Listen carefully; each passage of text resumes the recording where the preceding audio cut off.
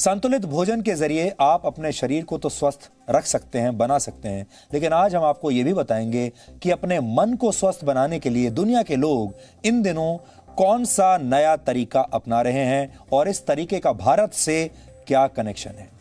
अपने मन को स्वस्थ रखने के लिए अब आपको मनोवैज्ञानिकों के पास नहीं बल्कि गाय के पास जाना चाहिए। हालांकि हमारे यहाँ यह फॉर्मूला बहुत पुराना है, लेकिन आप तो जानते ही हैं हमारे देश में हमारे पास जो मौजूद है हमने कभी उसका महत्व समझा नहीं है।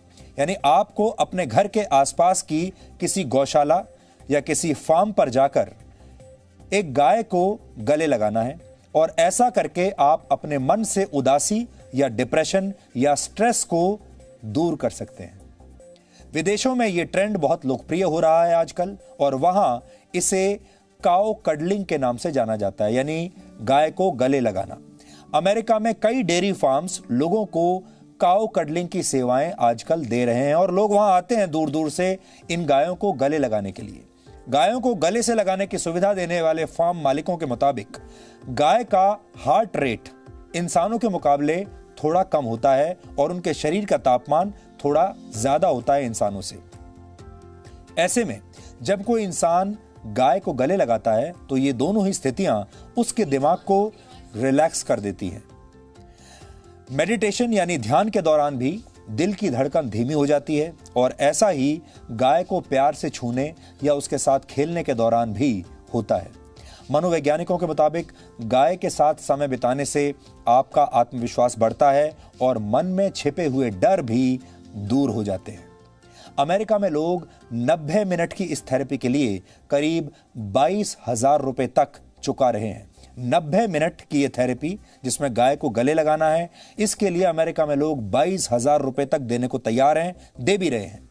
यूरोप और अमेरिका में यह थेरेपी निराश और एंजाइटी के शिकार लोगों की बहुत मदद कर रही है। स्विट्जरलैंड और नेदरलैंड्स में 3 घंटे तक काउ कडलिंग के लिए लोग लगभग 4,000 रुपए चुका रहे हैं और वहां इस प्रक्रिया को एक खास नाम दिया गया है जिसे कहते हैं काउम्युनिकेशन। आपने सुना होगा अंग्रेजी का नाम है कम्युनिकेशन। उस कम्युनिकेशन को उन्होंने कर दिया है काउम्युनिकेशन, काउ के साथ कम्युनिकेशन, यानी गाय के साथ संवाद, अगर हिंदी में इसकी बात करें तो। हमारे देश में जब हम किसी भोले भाले व्यक्ति की तारीफ करते हैं तो अक्सर कहते हैं ये तो गाय की तरह सीधा है। गाय का यही सीधा और शांत स्वभाव अब दुनिया भर के लोगों को भा रहा है, उन्हें पसंद आ रहा है। भारत दुनिया का अकेला ऐसा देश है जहां गाय को मां का दर्जा दिया गया है, लेकिन अब ये गायें दुनिया भर के लोगों को भी मां की तरह प्यार दे रही हैं और उनके दिमाग को शांत बना रही हैं, उनके स्ट्रेस को कम कर रही हैं। ठीक वैसे ही जैसे जब आप अपनी मां की गोद में लेट जाते हैं तो आप सारी दुनिया के दुख दर्द भूल जाते हैं, सारी टेंशन, सारा स्ट्रेस आप भूल जाते हैं। यानी गाय अब सिर्फ भारत नहीं बल्कि जगत माता बनने की राह पर है। हमने गाय की इन ममता भरी तस्वीरों के आधार पर आज आपके लिए एक बहुत ही स्पेशल रिपोर्ट बहुत प्यार से तैयार की है जो आज आपका दिन बना देगी। इसे देखकर आपको भी गाय के साथ समय बिताने और अपने जीवन से नकारात्मक विचारों को दूर करने में बहुत मदद मिलेगी। आप चाहें तो इस वीकेंड पर खुद काउ कडलिंग का एक रियलिटी चेक कर सकते हैं, खुद करके आप देख लीजिए।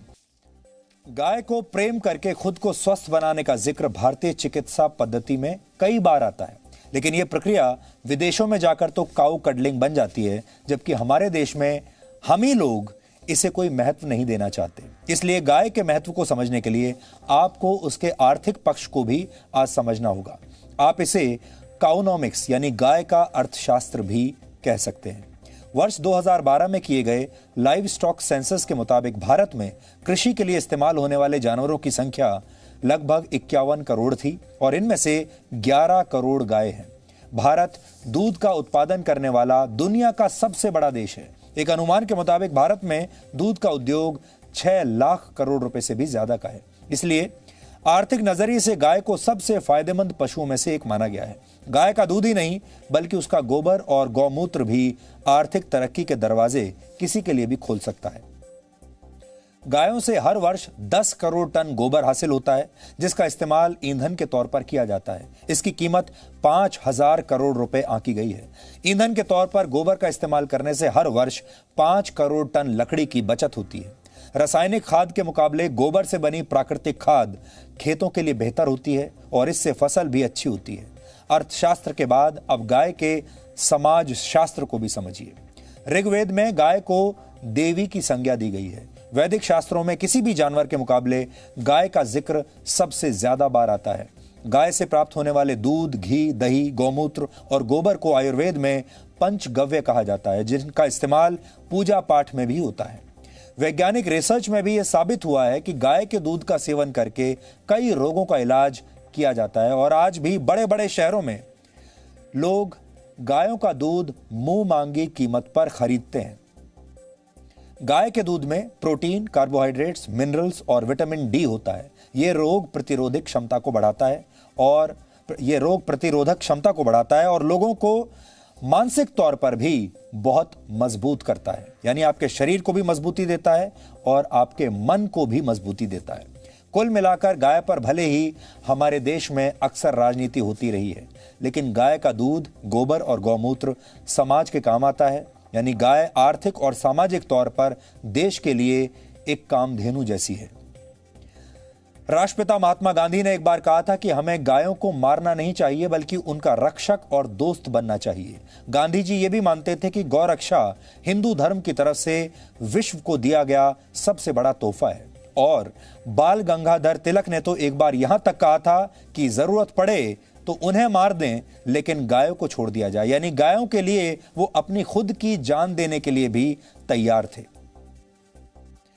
सिर्फ गाय को प्यार करना ही विदेशों में जाकर काऊ कडलिंग नहीं बना, बल्कि भारत का योग पश्चिम में जाकर योगा हो गया।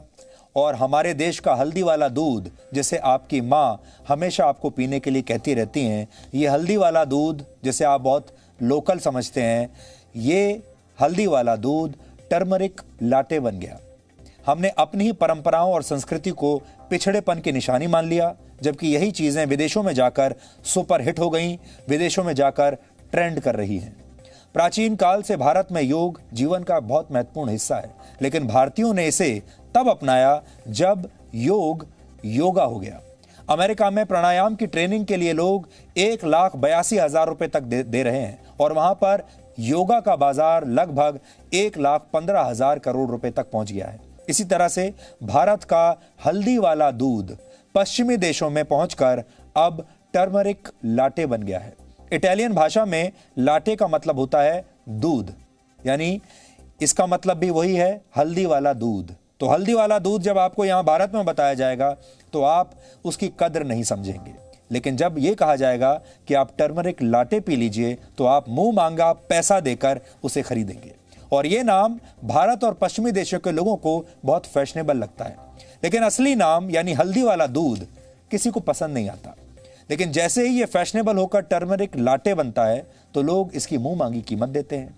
आजकल भारत समेत कई देशों में आपको टर्मरिक लाटे आसानी से मिल जाएगा और बड़ी बड़ी मल्टीनेशनल कंपनियां जो इससे पहले आपको कॉफी बेचा करती थीं, अब अपने आउटलेट्स में टर्मरिक लाटे भी बेच रही हैं। यह अमेरिका और ब्रिटेन में एक लोकप्रिय ड्रिंक बन चुका है और वर्ष 2025 तक पूरी दुनिया में हल्दी का बाजार 14,500 करोड़ रुपए से ज्यादा का होने की उम्मीद है। भारत के गांवों में टूथब्रश के बदले नीम के दांतों का प्रयोग अक्सर किया जाता है और वहां यह बिल्कुल मुफ्त में मिलता है, लेकिन विदेशों में इसे च्यू स्टिक्स का नाम दिया गया है और इसकी कीमत 200 रुपए तक होती है। आपने अपने बुजुर्गों को अक्सर गांव में चारपाई का इस्तेमाल करते हुए जरूर देखा होगा। हमारे गांव में आज भी आपको चारपाइयां मिल जाएंगी। भारत में एक चारपाई की कीमत औसतन लगभग 500 रुपए के आसपास होती है, लेकिन ऑस्ट्रेलिया में ऐसी चारपाई 50,000 रुपए में बिक रही है और वहां इसे ट्रेडिशनल इंडियन डे बेड के नाम से बेचा जा रहा है। हमारे देश में गौमूत्र को लेकर बहुत सारे लोगों के मन में गलत धारणाएं हैं, लोग मजाक उड़ाते हैं। पेट संबंधी बीमारियों में आयुर्वेद गौमूत्र के सेवन की सलाह देता है और कई गंभीर बीमारियों में भी यह फायदेमंद होता है। और अब विदेशी कंपनियों ने इसी गौमूत्र के 7 पेटेंट्स हासिल कर लिए हैं। सिर्फ परंपराएं ही नहीं, पश्चिम में अब भारत की पूजा करने की पद्धति भी मशहूर होने लगी है। हमारे देश में पत्थरों की पूजा की जाती है, अब अमेरिका में इसकी नकल की गई है और वहां पर इसे ग्रैटिट्यूड रॉक का नाम दिया गया है। वहां के लोग इस पत्थर को प्रकृति से जुड़ने का एक माध्यम मान रहे हैं। कई पश्चिमी देश खुद को आधुनिक और हमें थर्ड वर्ल्ड कंट्री मानते हैं। हालांकि भारत का प्राचीन ज्ञान भी बहुत हद तक विज्ञान पर आधारित है और समय समय पर यह बात साबित भी होती रही है। और यही वजह है कि अब पश्चिमी देश भी हमारी परंपराओं और प्राचीन ज्ञान को अपना रहे हैं। न सिर्फ अपना रहे हैं, इसे बेच रहे हैं। आप इसे भारत की सॉफ्ट पावर कह सकते हैं। भारत अपनी सॉफ्ट पावर को कभी समझ नहीं पाया, लेकिन हम अपनी इस सॉफ्ट पावर को संभाल कर रखने में नाकाम साबित हुए हैं और अभी भी देर नहीं हुई है। अगर आप सब लोग इस मुहिम में शामिल हो गए तो आज भी भारत अपनी इस सॉफ्ट पावर के जरिए दुनिया में बहुत शक्तिशाली बन सकता है।